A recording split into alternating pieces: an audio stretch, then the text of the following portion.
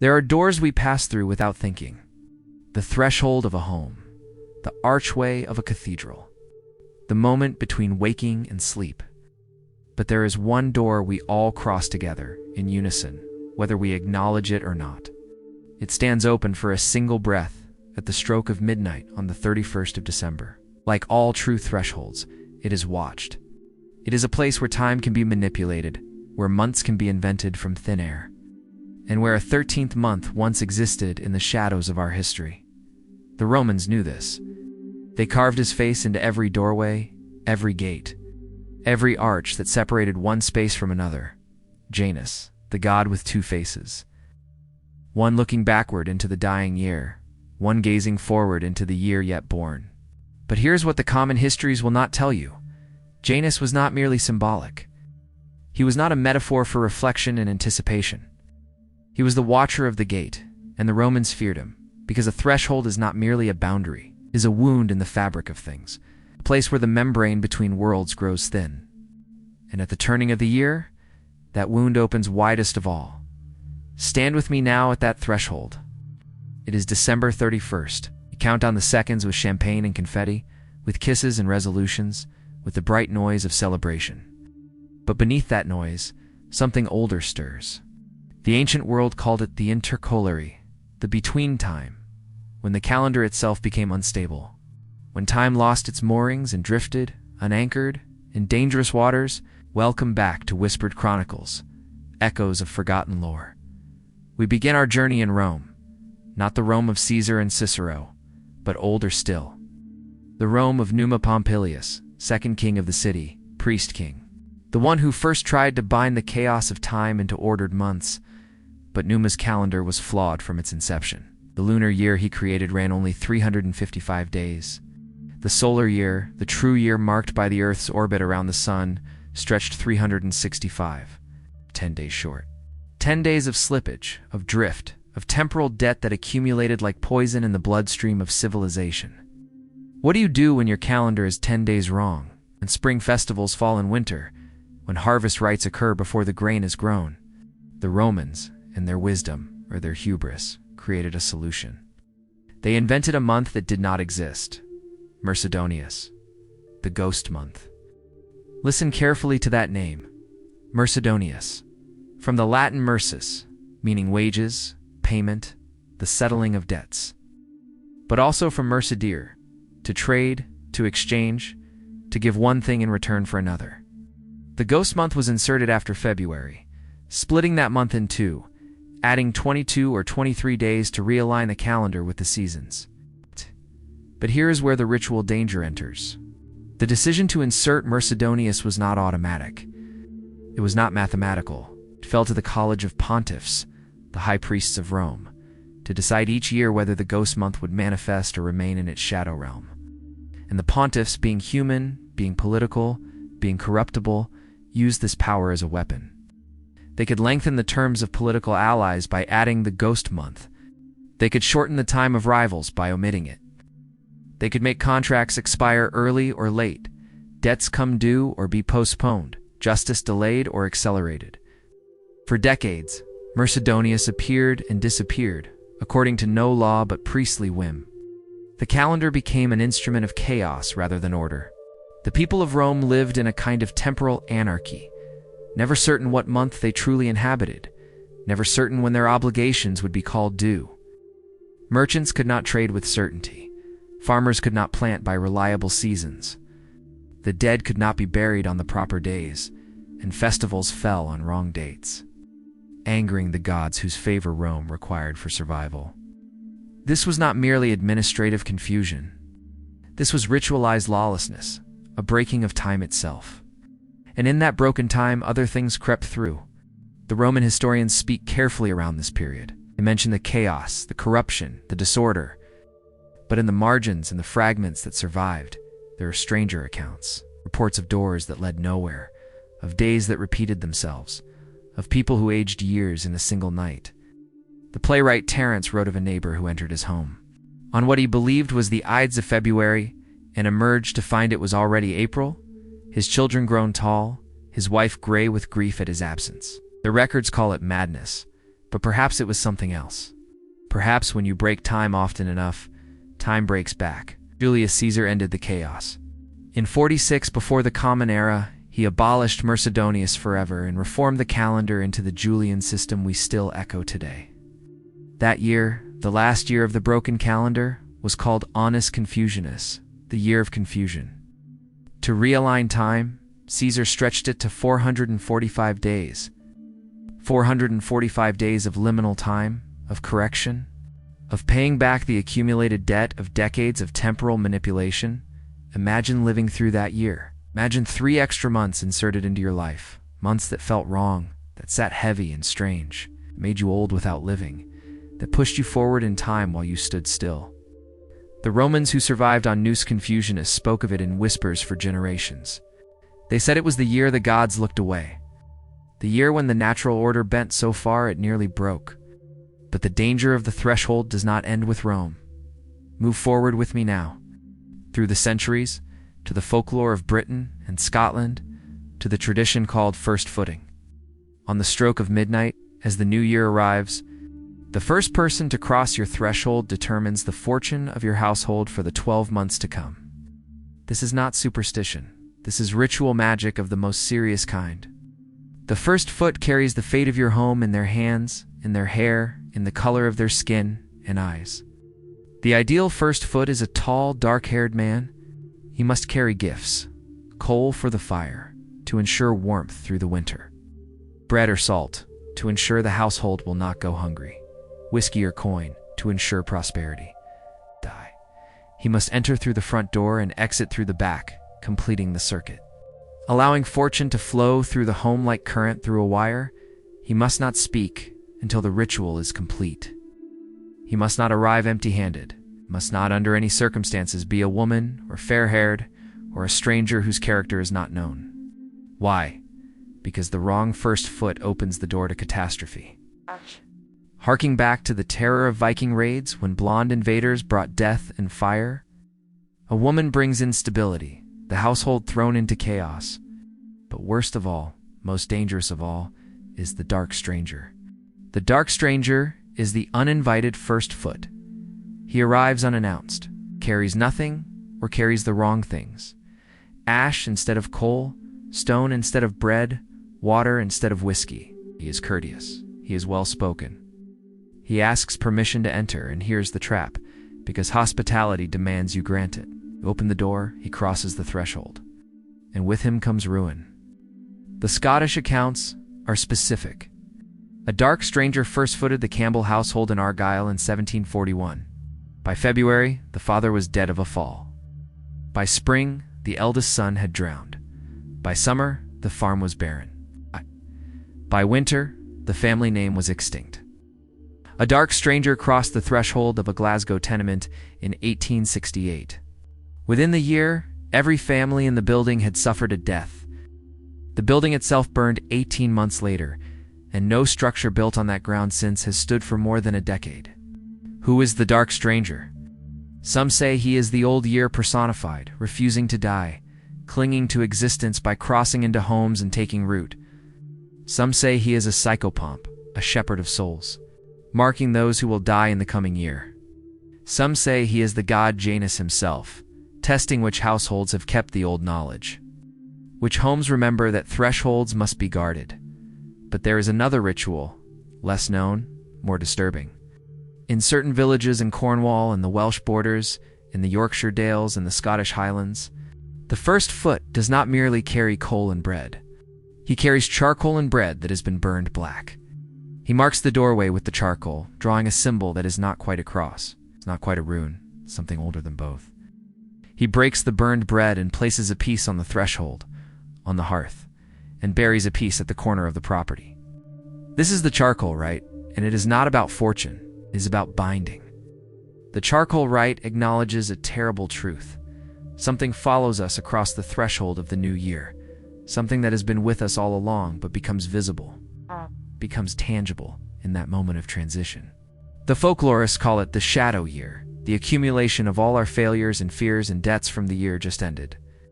It takes shape at midnight. It wants to cross the threshold with us. It wants to live in our homes for the next 365 days. The charcoal marks the doorway as a barrier. The burned bread is an offering and a deception. Food for something that feeds on burned things, on destroyed things, on the ashes of what we wished we had done differently. The ritual does not banish the shadow year. You cannot banish your own shadow, but it contains it. It feeds it just enough to keep it from growing hungry, from growing strong, from taking what it wants instead of what you offer. The villages that still perform the charcoal rite do not speak of it to outsiders. They have learned through generations of hard experience that there are consequences for forgetting. A family in Pembrokeshire ceased the ritual in 1953, considering it superstitious nonsense. By 1954, the father had lost his work, the mother had taken ill. The children had become strange and quiet, prone to night terrors and speaking to empty corners. They resumed the ritual on New Year's Eve 1954. Slowly, normalcy returned. But the eldest daughter was never quite right again. She could see something the rest of the family could not. Following 3 steps behind her father, sitting in the chair opposite her mother at dinner, she stopped speaking at age 11. She lived to be 91, silent, watching something no one else could see. But let us pull back now. Let us ascend from the threshold of individual homes, from the ghost month of Rome, from the first foot, in the dark stranger and the charcoal rite. Let us look at the threshold. From a height so great that human lifetimes become invisible, where centuries are seconds, where the entire span of recorded history is a single breath, there is a clock that keeps time on a scale we can barely comprehend. The ancient Greeks knew it. They called it the Great Year, the Platonic Year, the cycle that takes 25,772 solar years to complete. It is driven by the precession of the equinoxes, the slow wobble of Earth's axis as it spins through space, drawing a vast circle against the backdrop of stars. Imagine a clock face marked not with 12 hours, but with 12 ages, each age lasting approximately 2,148 years. As the Earth's axis wobbles, the position of the North Star changes. The constellation that appears at sunrise on the spring equinox changes. We move through the zodiac backward, from Pisces to Aquarius, from Aquarius to Capricorn, through all 12 houses, turning at last to where we began after 25 millennia. The ancient mystery schools taught that human consciousness is tied to this great year, that each age brings a fundamental shift in how humanity thinks, perceives, creates, organizes itself. The age of Taurus saw the rise of agriculture, the worship of bull gods, the stabilization of settlements. The age of Aries brought iron warfare, the ram-headed gods, the forging of empires. The age of Pisces, which we are only now leaving, brought the fish as sacred symbol. The rise of Christianity with its ichthys and fishermen apostles, 2,000 years of faith and martyrdom and religious empire, and now we stand at another threshold. We are crossing from the age of Pisces into the age of Aquarius, the water bearer, the one who pours knowledge from the heavens to humanity, the one who brings dissolution and rebirth. But here's what the New Age mystics will not tell you, what they have forgotten or choose to ignore. The crossing between ages is not gentle. It is not a smooth transition. It is a threshold, and thresholds are dangerous. The last time humanity crossed between ages, from Aries to Pisces, the world convulsed. Empires fell. Rome, which had conquered the known world, collapsed into chaos. The Library of Alexandria burned, taking with it the accumulated knowledge of millennia. Populations migrated en masse, driven by pressures they could not name. Religions died and were born. The very fabric of civilization was torn and rewoven. And that transition took centuries. We are crossing the threshold now. Some occultists place the exact moment of transition at the harmonic convergence of 1987. Some place it at the galactic alignment of 2012. Some say it will not fully manifest until 2160. But all agree, we are in the between time. We are in the ghost month of the great year. We are living through the honest confusionness of the Platonic cycle, and in the between time, the rules are different. Look at the world with clear eyes. Does it not feel as if the calendar has broken? As if time itself is behaving strangely? Years pass in a blur or crawl with agonizing slowness. Events that should take decades to unfold happen in months. Systems that stood for centuries crumble overnight. The old certainties no longer hold. The institutions that gave structure and meaning reveal themselves as hollow, as corrupt, as unable to bear the weight of the transition. We are living in the moment between midnight and 12:01. We are standing in the doorway as the old age dies and the new age struggles to be born. And in that doorway, that liminal space, that wound between worlds, things that were hidden become visible, forces that were dormant become active. The shadow year of an entire age takes shape and looks for homes to inhabit. This is why the new year feels dangerous. Not because of drunken drivers or broken resolutions, though those are real enough, but because we are enacting, in miniature, the cosmic threshold. We are practicing every December 31st for the great crossing we are all making together. We are teaching ourselves, through ritual and tradition and half-remembered folklore, how to guard the threshold, how to make the proper offerings, how to choose the right first foot for our species. The ancients understood something we have forgotten. They knew that transition is not merely change, but transformation, and transformation always requires a death. Something must be left behind. Something must be sacrificed at the threshold. Something must remain outside when the door closes behind you. The question they would ask, if they were here to witness our crossing, is this: what are you bringing across the threshold with you? What are you leaving behind? More importantly, what are you inviting in without knowing it? Because here is the secret at the heart of all threshold magic, the truth that makes it dangerous. Every door opens both ways. When you cross into the new year, something crosses with you. When humanity crosses into the new age, something follows. The Romans tried to control this with the College of Pontiffs, deciding when to insert the ghost month, when to pay the debt of misaligned time. The British tried to control it with first footing, with charcoal and burned bread, with rituals designed to bind the shadow year. But control is an illusion. The best we can hope for is awareness. The best we can do is acknowledge that we stand at the threshold, that the door is open, that Janus watches with his two faces as we pass through. And perhaps, if we are wise, if we are careful, if we remember the old knowledge, we can choose what crosses with us. We can bind our shadow selves with proper offerings rather than letting them feed freely. We can guard our thresholds against the dark stranger. We can navigate the ghost month of the great year without losing ourselves entirely to temporal chaos. But only if we remember that thresholds are real, that magic is real, that the turning of the year is not merely arbitrary human timekeeping, but a cosmic fact. A moment when the membrane between worlds grows thin, when what was impossible becomes briefly possible, when what was hidden becomes briefly visible. It is New Year's Eve. In homes across the world, people gather to celebrate, to drink, to kiss at midnight, to wish each other well. They do not know they are performing a ritual older than civilization. They do not know they are guarding a threshold. They do not know that the door stands open and something watches, waiting to cross. But you know. And knowing changes everything. As you stand at the threshold of the new year, consider carefully what you carry with you. Consider what you leave behind. Consider what you feed with your attention, your energy, your burned bread and charcoal marks. Consider that you are not merely turning a page in a calendar, but crossing through a door that was old when Rome was young. That will remain standing when our age has passed into legend. The cosmic clock of the Platonic year keeps ticking, with unseen gears turning in the vastness of the universe. Ages rise and fall. The stars move in their timeless dance, and we, as fleeting as fireflies, find ourselves at the edge of what was and what's to come. Between the dying Piscean age and the emerging Aquarian dawn, between one year and the next, between the old world and the new, stand at the threshold.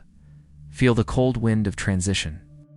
See Janus in your mind's eye, one face turned to memory, one face to possibility.